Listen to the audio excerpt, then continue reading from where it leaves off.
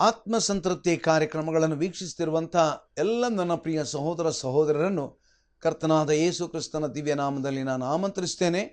ದೇವರ ಈ ಕಾರ್ಯಕ್ರಮಗಳ ಮೂಲಕವಾಗಿ ಆತ್ಮೀಕವಾದಂಥ ಆಶೀರ್ವಾದವನ್ನು ನಿಮಗೆ ಅನುಗ್ರಹಿಸಲಿ ಎಂಬಂಥ ಪ್ರಾರ್ಥನೆಯೊಡನೆ ನಾವು ಈ ಕಾರ್ಯಕ್ರಮಗಳನ್ನು ಮುಂದುವರಿಸೋಣ. ಪ್ರೀತಿಯುಳ್ಳ ಸ್ವಾಮಿ, ನೀ ನಮಗೆ ಕೊಟ್ಟಿರುವಂಥ ಜೀವವುಳ್ಳ ವಾಕ್ಯಕ್ಕಾಗಿ ಸ್ತೋತ್ರ. ನೀ ನಮಗೆ ಅನುಗ್ರಹಿಸಿರುವಂಥ ಎಲ್ಲ ರೀತಿಯ ಸತ್ಯಗಳಿಗಾಗಿ ಸ್ತೋತ್ರ. ನಾವು ನಿನ್ನ ವಾಕ್ಯವನ್ನು ಕೇಳುವುದು ಮಾತ್ರವೇ ಅಲ್ಲ, ನಿನ್ನ ವಾಕ್ಯಕ್ಕೆ ಒಳಗಾಗಿ ಜೀವಿಸುವಂತೆ ಅನುಗ್ರಹಿಸು. ದೇವರೇ, ನಿನ್ನ ವಾಕ್ಯದ ಸತ್ಯಗಳನ್ನು ನಾವು ಬಿಟ್ಟು ಬಿಡದೆ ನಿನ್ನ ವಾಕ್ಯದ ಸತ್ಯಗಳಲ್ಲಿ ನಾವು ಗಟ್ಟಿಯಾಗಿ ನೆಲೆಗೊಳ್ಳುವಂತೆ ಅನುಗ್ರಹ ಮಾಡು. ದೇವರೇ, ನಮ್ಮನ್ನು ನಡೆಸುವಂಥದ್ದು ನೀನು ನಮಗೆ ಕೊಟ್ಟಂಥ ವಾಕ್ಯವೇ ಹೊರತು ನಮ್ಮ ಇಮೋಷನ್ಸ್ ಅಲ್ಲ. ಕರ್ತ, ನಿನ್ನ ಕೈಗಳಿಗೆ ನಮ್ಮನ್ನು ಒಪ್ಪಿಸ್ತೇವೆ. ನೀ ನಮ್ಮನ್ನು ಆಶೀರ್ವದಿಸು, ನಡೆಸು. ಯೇಸುವಿನ ದಿವ್ಯನಾಮದಲ್ಲಿ ನಮ್ಮ ಪ್ರಾರ್ಥನೆಯನ್ನು ಕೇಳಿದ್ದಕ್ಕಾಗಿ ನಿನಗೆ ಸ್ತೋತ್ರವಾಗಲಿ ಸ್ವಾಮಿ. ಆಮೇಲೆ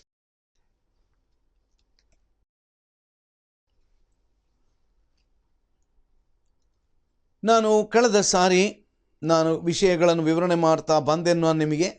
ಏನಂತ ಹೇಳಿದ್ರೆ, ಕೆಲವಾರು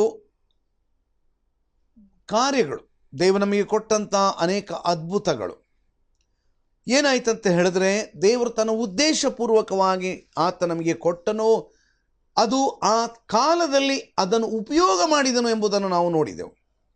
ನಾನು ಕಳೆದ ಸಾರಿ ಕೆಲವಾರು ವಚನಗಳು ನಿಮ್ಮ ಮುಂದಕ್ಕೆ ನಾನು ತಂದೆ.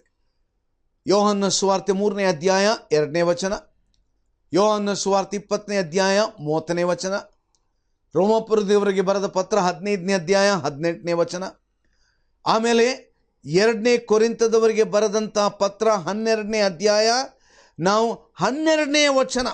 ನಾವು ನೋಡೋದು ಒಳ್ಳೆಯದು. ನಾವು ಅದನ್ನು ಓದೋಣ. 2ನೇ ಕೊರಿಂಥ 12ನೇ ಅಧ್ಯಾಯ ಅಲ್ಲಿ 12ನೇ ವಚನ. ಭಕ್ತನಾದಂಥ ಪೌಲನು ಅಲ್ಲಿ ಹೇಳುವಂಥ ಮಾತುಗಳನ್ನು ನಾವು ಸ್ವಲ್ಪ ಭಾಳ ಗಮನವಿಟ್ಟು ನಾವು ಆಲೋಚನೆ ಮಾಡೋಣ.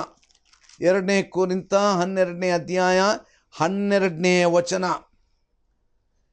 ನಾನು ಹಿಂಸೆಯನ್ನು ಸ್ಥಿರಚಿತ್ತದಿಂದ ತಾಳಿಕೊಳ್ಳುವುದರಲ್ಲಿಯೂ, ಸೂಚಕ ಕಾರ್ಯಗಳನ್ನು, ಅದ್ಭುತಗಳನ್ನು, ಮಹತ್ ಕಾರ್ಯಗಳನ್ನು ನಡೆಸಿದ್ದರಲ್ಲಿಯೂ ಅಪೊಸ್ತಲನಿಗೆ ಇರತಕ್ಕ ಲಕ್ಷಣಗಳು ನಿಮ್ಮ ಮಧ್ಯದಲ್ಲಿ ತೋರಿದವು. ಅರ್ಥ ಆಯ್ತಾ? ಇನ್ನೊಂದು ಸಾರಿ ಓದ್ಲಿಯ ನಾವು ಕೆಲವು ಸಾರಿ ಬೈಬಲ್ ಕೆಲವು ನೋಡಿ, ಈ ವ್ಯತ್ಯಸ್ತ ಬೋಧನೆ ಮಾಡುವವರು ಈ ಕೆಲವೆಲ್ಲ ವಚನಗಳನ್ನು ಅವರು ಮುಟ್ಟುವುದಿಲ್ಲ. ಯಾವುದು ತಮಗೆ ಅನುಕೂಲವಾಗಿ ಕಾಣಿಸ್ತದ ಜನರನ್ನು ತಮ್ಮ ವ್ಯತ್ಯಸ್ತ ಬೋಧನೆಗೆ ಅನುಕೂಲಕರವಾಗಿರುವಂಥ ವಚನ, ಕನ್ಫ್ಯೂಸಿಂಗ್ ವರ್ಸಸ್ ಅಂತ ಹೇಳ್ತಾರೆ, ಅವರಿಗೆ ಗಲಿಬಿಲಿಯನ್ನುಂಟು ಮಾಡುವ ಕೆಲವು ವಚನಗಳನ್ನು ಹಿಡ್ಕೊಂಡು ಜನರನ್ನು ನಂಬಿಸಿ ವಾಕ್ಯ ಬೋಧನೆಯನ್ನು ಕೊಡ್ತಾರೆ. ಏನು ಹೇಳ್ತಾ ಇದ್ದಾನೆ ಪೌಲನು? ಗಮನಿಸಿರೀಗ, ನಾನು ಹಿಂಸೆಯನ್ನು ಸ್ಥಿರಚಿತ್ತದಿಂದ ತಾಳಿಕೊಳ್ಳುವುದರಲ್ಲಿಯೂ, ಸೂಚಕ ಕಾರ್ಯಗಳನ್ನು, ಅದ್ಭುತಗಳನ್ನು, ಮಹತ್ ಕಾರ್ಯಗಳನ್ನು ನಡೆಸಿದ್ದರಲ್ಲಿಯೂ. ಪೌಲನೇ ಒಂದು ಪ್ರಶ್ನೆ ಕೇಳೋಣ. ಭಕ್ತನಾದ ಪೌಲನೇ, ಯಾಕಪ್ಪ ನೀನು ಇಷ್ಟೆಲ್ಲ ಸೂಚಕ ಕಾರ್ಯ, ಅದ್ಭುತಗಳನ್ನು, ಮಹತ್ ಕಾರ್ಯಗಳನ್ನು ನಡೆಸಿದೆಯಲ್ಲ, ಯಾಕಂತ ಹೇಳ್ಬೋದಾ? ಹೌದಾ? ಭಕ್ತನಾದ ಪೌಲ್ ಉತ್ತರ ಕೊಡ್ತಾ ಇದ್ದಾನೆ. ಏನಪ್ಪ ಪೌಲನು ಕೊಡುವ ಉತ್ತರ ಏನು? ಅಪೊಸ್ತಲನಿಗೆ ಇರತಕ್ಕ ಲಕ್ಷಣಗಳು ನಿಮ್ಮ ಮಧ್ಯದಲ್ಲಿ ತೋರಿದವು. ಯಾವ ಲಕ್ಷಣ ತೋರಿತಂತೆ? ಅಪೊಸ್ತಲನಿಗೆ ಇರತಕ್ಕಂಥ ಲಕ್ಷಣಗಳು ನಿಮ್ಮ ಮಧ್ಯದಲ್ಲಿ ತೋರಿದವು. ನನ್ನ ಪ್ರಿಯರೇ, ಹಾಗಾದರೆ ದೇವರು ಕೆಲವಾರು ವರಗಳನ್ನು ಕೊಟ್ಟಾಗ God had a purpose. God had a purpose in certain giftings. See, the sign gifts were given primarily, as I told you, to validate the authority of the Savior and his apostles prior to the writing of the New Testament. ಹೊಸ ಒಡಂಬಡಿಕೆ ಬರೆಯಲ್ಪಡುವುದಕ್ಕಿಂತ ಮುಂಚಿತವಾಗಿ ದೇವರು ಆತನು ಕೆಲವಾರು ಸೂಚಕ ಕಾರ್ಯಗಳನ್ನು, ಅದ್ಭುತ ಕಾರ್ಯಗಳನ್ನು ಮಾಡುವಂಥ ವರಗಳನ್ನು ಆತನು ಕೊಟ್ಟನು. ಆದರೆ ದೇವರಿಗೆ ಸ್ತೋತ್ರ, afterwards this miraculous proof was no longer needed, for the scriptures themselves reveal the true from the false. ನಾನು ಕಳೆದ ಸಾರಿ ವಾಕ್ಯ ಭಾಗವನ್ನು ಅಂತ್ಯ ಮಾಡುವಾಗ ನಾನು ಇದನ್ನು ಖಂಡಿತವಾಗಿ ಹೇಳಿದ್ದೇನೆ. ಏನು ಹೇಳಿದೆ ನಾನು?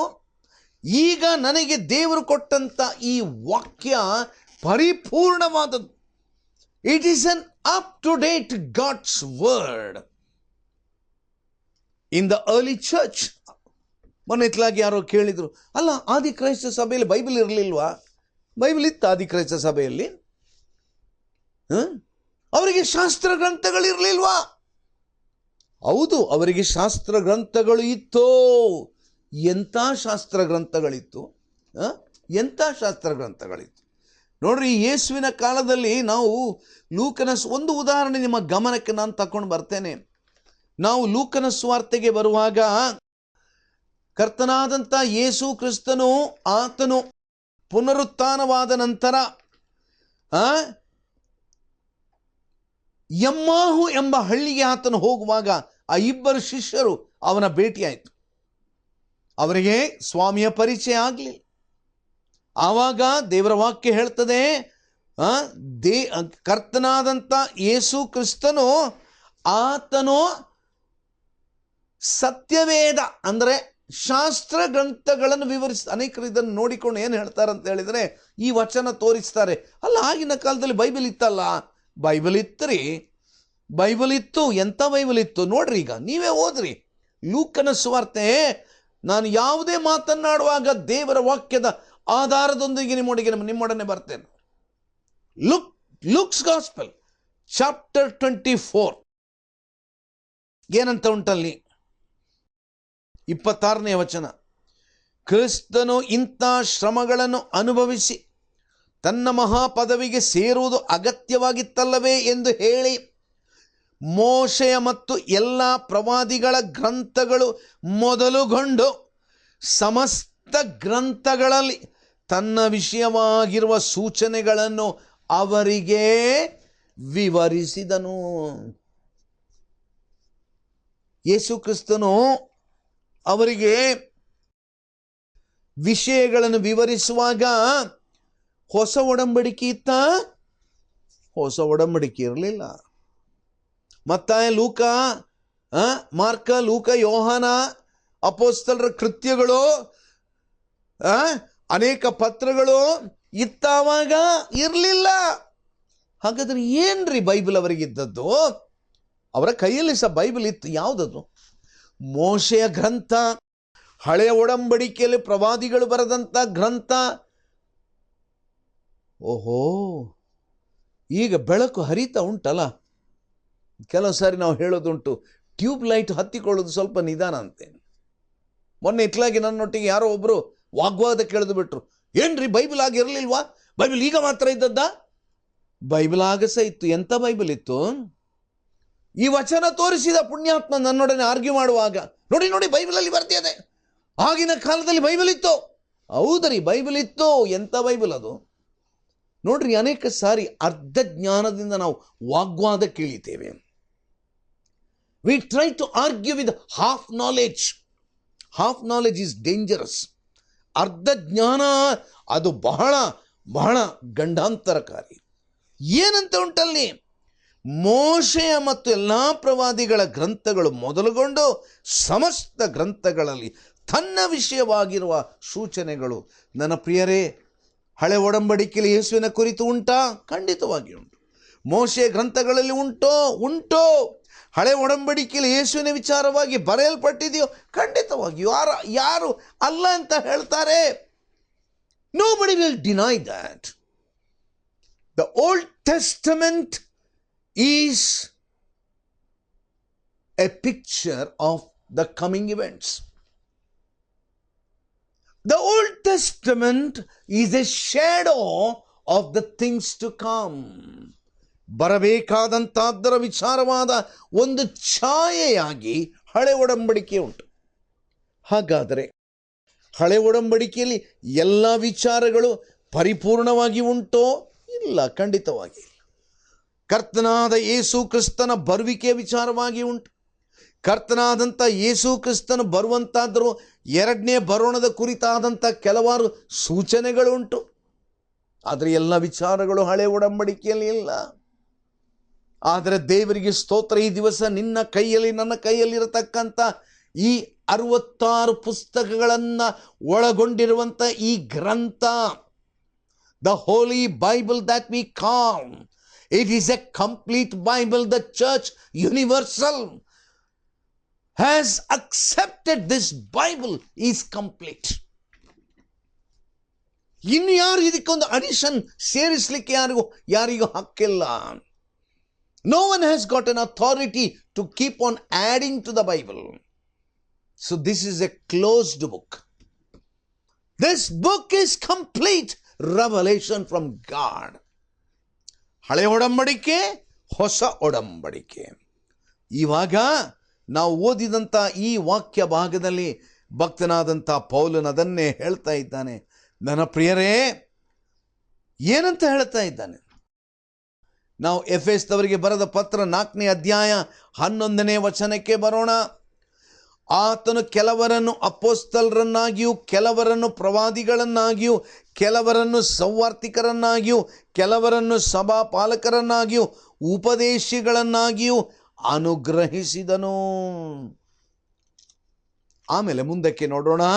ಕೊರಿಂಥದವರಿಗೆ ಬರೆದಂಥ ಮೊದಲನೇ ಪತ್ರ, ಕೊರಿಂಥದವರಿಗೆ ಬರೆದಂಥ ಮೊದಲನೇ ಪತ್ರದಲ್ಲಿ ನಾವು 12ನೇ ಅಧ್ಯಾಯಕ್ಕೆ ಬರುವಾಗ 28ನೇ ವಚನದಲ್ಲಿ ನಾವು ಹೀಗೆ ನೋಡ್ತೇವೆ.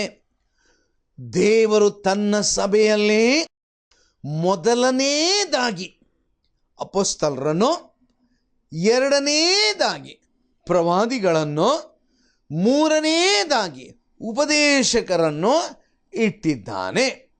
ಆಮೇಲೆ ಮಹತ್ ಕಾರ್ಯಗಳನ್ನು ಮಾಡುವ ಶಕ್ತಿಯನ್ನು, ನಾನಾ ರೋಗಗಳನ್ನು ವಾಸಿ ಮಾಡುವ ವರವನ್ನು, ಪರಸಹಾಯ ಮಾಡುವ ಗುಣವನ್ನು, ಕಾರ್ಯಗಳನ್ನು ನಿರ್ವಹಿಸುವ ಜ್ಞಾನವನ್ನು, ವಿವಿಧ ವಾಣಿಗಳನ್ನಾಡುವ ವರವನ್ನು ಅವರವರಿಗೆ ಕೊಟ್ಟಿದ್ದಾನೆ. ಆಮೇಲೆ ಹೇಳ್ತಾನೆ 29ನೇ ವಚನ, ಎಲ್ಲರೂ ಅಪೊಸ್ತಲರ, ಎಲ್ಲರೂ ಪ್ರವಾದಿಗಳ, ಎಲ್ಲರೂ ಉಪದೇಶಕರ, ಎಲ್ಲರೂ ಮಹತ್ ಕಾರ್ಯಗಳನ್ನು ಮಾಡುವವರು, ರೋಗವಾಸಿ ಮಾಡುವ ವರಗಳು ಎಲ್ಲರಿಗೆ ಉಂಟಾ? ಎಲ್ಲರೂ ವಾಣಿಗಳನ್ನು ಆಡುವವರ? ವಾಣಿಗಳ ಅರ್ಥವನ್ನು ಹೇಳುವುದಕ್ಕೆ ಎಲ್ಲರಿಗೆ ಶಕ್ತಿ ಉಂಟಾ? ನನ್ನ ಪ್ರಿಯರೇ, ನಾವೊಂದು ತಿಳ್ಕೊಳ್ಬೇಕು. ದೇವರು ಆದಿಕಾಲದಲ್ಲಿ ಅಪೊಸ್ತಲರನ್ನು ಆತನು ಆರಿಸಿಕೊಂಡ. What was the requirement of the apostles? What was the apostolic requirement? ಒಬ್ಬ ಅಪೊಸ್ತಲನು ಎಂಬುದಾಗಿ ಹೇಳಿಕೊಳ್ಳಬೇಕಾದರೆ ಅವನಲ್ಲಿ ಇರಬೇಕಾದ ಅರ್ಹತೆಗಳು ಯಾವುದೋ? ಈ ದಿವಸದಲ್ಲಿ ಇದರ ಕುರಿತಾಗಿ ಕೂಡ ಅನೇಕರಿಗೆ ಗಲಿಬಿಲಿ ಉಂಟು. ಅನೇಕರು ತಮ್ಮನ್ನು ಅಪೊಸ್ತಲರು, ಅವರ ಹೆಸರನ್ನ ಹಿಂದುಗಡೆ ಹಾಕಿಕೊಳ್ತಾರೆ. ಅಪೊಸ್ತಲನಾದಂಥ ಇಂಥವನು, ಅಪೊಸ್ತಲನಾದಂಥ ಇಂಥವನು, ಅಪೊಸ್ತಲನು ಅಪೊಸ್ತಲನು ಅಪೊಸ್ತಲನು. ನನ್ನ ಪ್ರಿಯರೇ, ಗಲಿಬಿಲಿ ಬೇಡ. ಈಗ ನಾನು ಹೇಳುವಂಥ ವಾಕ್ಯ ಭಾಗಗಳನ್ನು ಚೆನ್ನಾಗಿ ಗಮನಿಸಿರಿ. Let me ask you one thing. What are the apostolic requirements? ಯಾವನೇ ಒಬ್ಬ ವ್ಯಕ್ತಿ ತನ್ನನ್ನು ಅಪೊಸ್ತಲನು ಎಂಬುದಾಗಿ ಹೇಳಿಕೊಳ್ಳಬೇಕಾದರೆ ಅವನಲ್ಲಿ ಇರಬೇಕಾದಂಥ ಅರ್ಹತೆಗಳು ಯಾವುದೋ?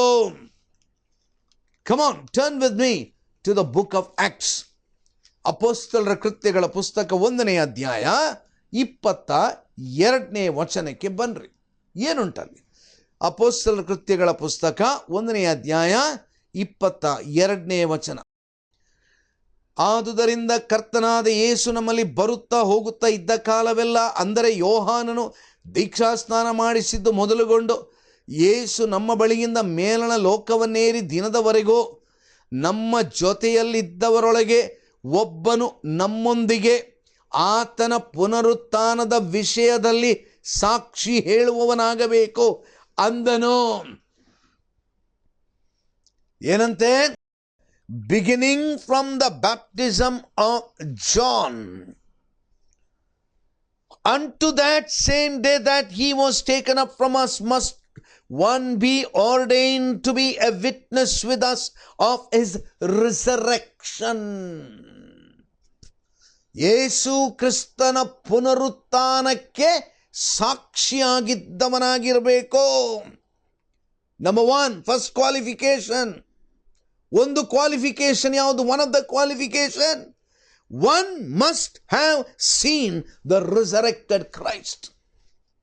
ಯೇಸು ಪುನರುತ್ಥಾನ ಹೊಂದಿದಂತ ಯೇಸು ಕ್ರಿಸ್ತನ ಆ ಒಂದು ವಿಶೇಷವಾದಂಥ ನೋಡುವಿಕೆ ಅವನಿಗಾಗಿರ್ಬೇಕು. he must have seen that. ಆಮೇಲೆ ಕೊರಿಂಥದವರಿಗೆ ಬರೆದಂಥ ಮೊದಲನೆಯ ಪತ್ರಕ್ಕೆ ಬಂದರು. ಕೊರಿಂಥದವರಿಗೆ ಬರೆದಂಥ ಮೊದಲನೆಯ ಪತ್ರ 9ನೇ ವಚನಕ್ಕೆ ಬನ್ನಿರಿ.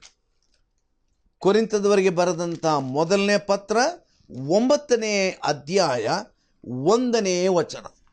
ಏನು ಹೇಳ್ತಾನೆ ಭಕ್ತನಾದಂಥ ಪೌಲ್ ಹೇಳುವಂಥದ್ದು ನೋಡ್ರಿ. ನಾನು ಸ್ವತಂತ್ರನಲ್ಲವೇ, ಅಪೊಸ್ತಲನಲ್ಲವೇ, ನಮ್ಮ ಕರ್ತನಾದ ಯೇಸುವನ್ನು ಕಂಡವನಲ್ಲವೇ, ನಾನು ಕರ್ತನ ಸೇವೆಯಲ್ಲಿ ಮಾಡಿದ ಕೆಲಸದ ಫಲವು ನೀವೇ ಅಲ್ಲವೇ? ಇತರರಿಗೆ ನಾನು ಅಪೊಸ್ತಲನಲ್ಲದಿದ್ದರೂ ನಿಮಗಾದರೂ ಅಪೊಸ್ತಲನಾಗಿದ್ದೇನೆ.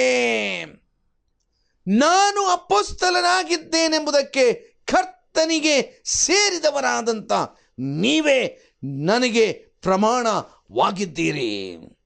ನನ್ನನ್ನು ವಿಚಾರಿಸುವವರಿಗೆ ಇದೇ ನನ್ನ ಉತ್ತರ. What N argument! ಭಕ್ತನಾದಂಥ ಪೌಲನು ಹೇಳ್ತಾನೆ, ನಾನು ಅಪೊಸ್ತಲನಾಗಿದ್ದೇನೆ. ಯಾಕೆ? ನಾನು ಕರ್ತನಾದ ಯೇಸುವನ್ನು ಕಂಡವನು. Has apostle Paul fulfil that very important qualification? Yes. ಯೇಸುವಿನ ಶಿಷ್ಯರು ಹೇಗೂ ಆತನನ್ನು ನೋಡಿದ್ದಾರೆ. ಯೇಸು ಸ್ವಾಮಿಯ ಶಿಷ್ಯರನ್ನು ಯೇಸು ಸ್ವಾಮಿ ಆಗಲೇ ಕರೆದಿದ್ದಾನೆ. So they had every authority to be called as the 12 apostles. ಭಕ್ತನಾದಂಥ ಪೌಲನು ಇವಾಗ ಅಪೋಸ್ತಲನು. ಆಮೇಲೆ ನೋಡ್ರಿ, ನಾವು ಅಪೋಸ್ತಲರ ಸಂಖ್ಯೆಯನ್ನು ನಾವು ಸ್ವಲ್ಪ ಆಲೋಚನೆ ಮಾಡೋಣ. ನೋಡ್ರಿ, ನಾವು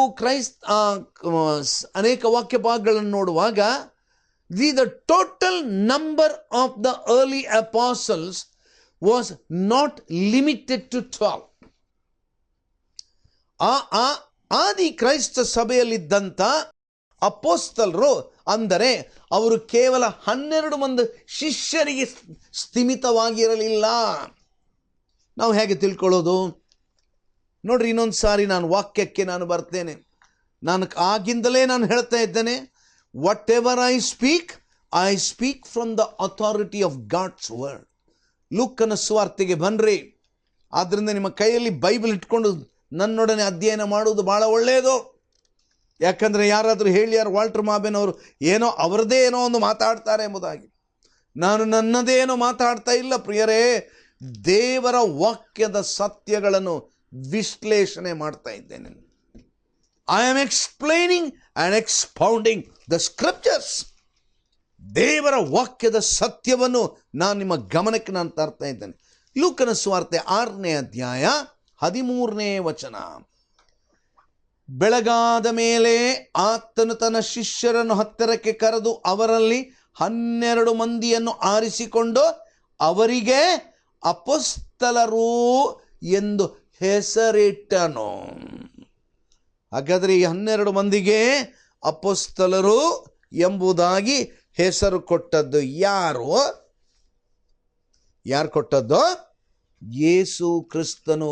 ಆತನು ಆ ಹೆಸರನ್ನು ಕೊಟ್ಟ. 2ನೇ ವಾಕ್ಯಕ್ಕೆ ಬರೋಣ. ಅಪೊಸ್ತಲರ ಕೃತ್ಯಗಳ ಪುಸ್ತಕ 1ನೇ ಅಧ್ಯಾಯ 26ನೇ ವಚನ. ಏನುಂಟಲ್ಲಿ? ಚೀಟು ಮತ್ತೀಯನಿಗೆ ಬಂದದ್ದರಿಂದ ಅವನು 11 ಮಂದಿ ಅಪೊಸ್ತಲರ ಸಂಗಡ ಸೇರಿ ಎಣಿಸಲ್ಪಟ್ಟನು. ಇನ್ನೊಬ್ಬ ಅಪೊಸ್ತಲನು, 12 ಮಂದಿ ಮಾತ್ರ ಅಲ್ಲ, ಈಗ ಇನ್ನೊಬ್ಬ ಬಂದ ಇಲ್ಲಿ. ಯಾರಂತೆ ಅದು? ಮತ್ತೀಯನು. ಆನಂತರ ಮುಂದಕ್ಕೆ ಬನ್ರಿ, ಅದೇ ಅಪೊಸ್ತಲರ ಕೃತ್ಯಗಳ ಪುಸ್ತಕ 14ನೇ ಅಧ್ಯಾಯಕ್ಕೆ ಬನ್ರಿ. ಅಪೊಸ್ತಲರ ಕೃತ್ಯಗಳ ಪುಸ್ತಕ 14ನೇ ಅಧ್ಯಾಯಕ್ಕೆ ಬರುವಾಗ ಅಲ್ಲಿ ನಾವು 14ನೇ ವಚನದಲ್ಲಿ ನಾವು ಒಂದು ಮಾತು ನಾವು ಹೀಗೆ ಓದ್ತೇವೆ. ಇದನ್ನು ಕೇಳಿ ಅಪೊಸ್ತಲರಾದ ಬಾರ್ನಬ ಪೌಲರು ತಮ್ಮ ವಸ್ತ್ರಗಳನ್ನು ಹರಕೊಂಡು ಜನರ ಗುಂಪಿನೊಳಗೆ ಕೂಗುತ್ತಾ ನುಗ್ಗಿದರು. ಇಲ್ಲಿ ಯಾರ ಹೆಸರುಂಟು? ಅಪೊಸ್ತಲರಾದ ಬಾರ್ನಬ ಮತ್ತು ಪೌಲರು ಎಂಬುದಾಗಿ ಅಲ್ಲಿ ಬರೆಯಲ್ಪಟ್ಟಿದೆ. ಈಗ ಇನ್ನೊಂದು ಸಾರಿ ರೋಮಾಪುರದವರಿಗೆ ಬರೆದ ಪತ್ರಕ್ಕೆ ಬನ್ರಿ. ರೋಮಾಪುರದವರಿಗೆ ಬರೆದ ಪತ್ರ 1ನೇ ಅಧ್ಯಾಯ 1ನೇ ವಚನ.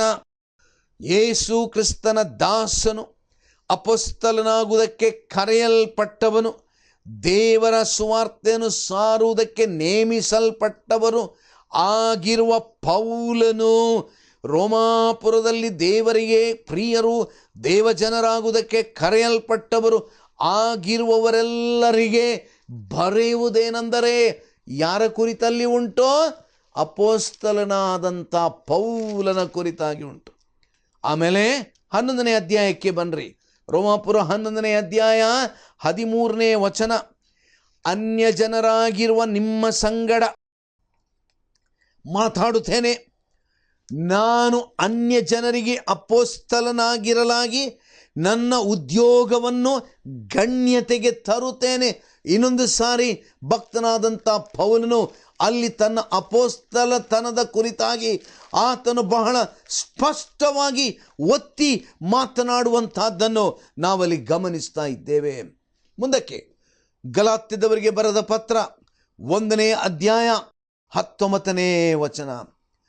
ಕರ್ತನ ತಮ್ಮನಾದ ಯಾಕೋಬನನ್ನಲ್ಲದೆ ಅಪೊಸ್ತಲರಲ್ಲಿ ಬೇರೆ ಯಾರನ್ನು ಕಾಣಲಿಲ್ಲ. ಕರ್ತನ ತಮ್ಮನಾದ ಯಾಕೋಬನನ್ನಲ್ಲದೆ ಅಪೊಸ್ತಲರಲ್ಲಿ ಬೇರೆ ಯಾರನ್ನು ಕಾಣಲಿಲ್ಲ. ನಾವಿಲ್ಲಿ ಯಾರ ಕುರಿತಾಗಿ ನಾವು ನೋಡ್ತೇವೆ? ಕರ್ತನ ತಮ್ಮನಾದ ಯಾಕೋಬನು, ಆತನು ಅಪೊಸ್ತಲನಾಗಿದ್ದನು ಎಂಬುದಾಗಿ ಗಲಾತ್ಯದವರಿಗೆ ಬರೆದಂಥ ಪತ್ರದಲ್ಲಿ ನಾವು ನೋಡ್ತೇವೆ. ಇನ್ನೊಂದು ಸಾರಿ ಕೊರಿಂಥದವರಿಗೆ ಬರೆದ ಪತ್ರ 1ನೇ ಕೊರಿಂಥ 9ನೇ ಅಧ್ಯಾಯಕ್ಕೆ ನಿಮ್ಮ ಗಮನವನ್ನು ತಿರುಗಿಸಿರಿ. 9ನೇ ಅಧ್ಯಾಯ ನಾವು ಅಲ್ಲಿ 1ನೇ ವಚನ ನೋಡುವಾಗ, ನಾನಾಗಲೇ ಓದಿದಂಥ ವಚನ, ನಾನು ಸ್ವತಂತ್ರನಲ್ಲವೇ, ಅಪೊಸ್ತಲನಲ್ಲವೇ, ನಮ್ಮ ಕರ್ತನಾದ ಯೇಸುವನ್ನು ಕಂಡವನಲ್ಲವೇ, ನಾನು ಕರ್ತನ ಸೇವೆಯಲ್ಲಿ ಮಾಡಿದ ಕೆಲಸದ ಫಲವು ನೀವೇ ಅಲ್ಲವೇ. ನನ್ನ ಪ್ರಿಯರೇ, ಭಕ್ತನಾದಂಥ ಪೌಲನು ತನ್ನ ಅಪೊಸ್ತಲನ ತನದ ಕುರಿತಾಗಿ ಆತನು ಮಾತನಾಡ್ತಾ ಇದ್ದಾನೆ. 1ನೇ ಕೊರಿಂಥ 15ನೇ ಅಧ್ಯಾಯ ನಾವು ಇನ್ನೊಂದು ವಚನ ನೋಡೋಣ. 7ನೇ ವಚನ ಏನು ಹೇಳ್ತಾನೆ? ಆತನು ಯಾಕೋಬನಿಗೂ ಆಮೇಲೆ ಅಪೊಸ್ತಲರೆಲ್ಲರಿಗೂ ಕಾಣಿಸಿಕೊಂಡನು. ಹಾಗಾದರೆ ಯೇಸು ಕ್ರಿಸ್ತನು ಯಾರೆಲ್ಲರಿಗೆ ಕಾಣಿಸಿಕೊಂಡನು? ಎಲ್ಲ ಅಪೊಸ್ತಲರಿಗೆ ಆತನು ಕಾಣಿಸಿಕೊಂಡನು. ಆಮೇಲೆ ಕೊನೆಯದಾಗಿ 1 ಕೊರಿಂಥ 12ನೇ ಅಧ್ಯಾಯ, 1 ಕೊರಿಂಥ 12ನೇ ಅಧ್ಯಾಯ ನಾವು 12ನೇ ವಚನ, ನಾನು ಅದನ್ನು ಉಪಯೋಗ ಮಾಡಿದ್ದೇನೆ. ಇನ್ನೊಂದು ಸಾರಿ ನಾನು ಅದನ್ನು ನಿಮ್ಮ ಗಮನಕ್ಕೆ ನಾನು ತರ್ತೇನೆ. ಹೇಗೆ ದೇಹವು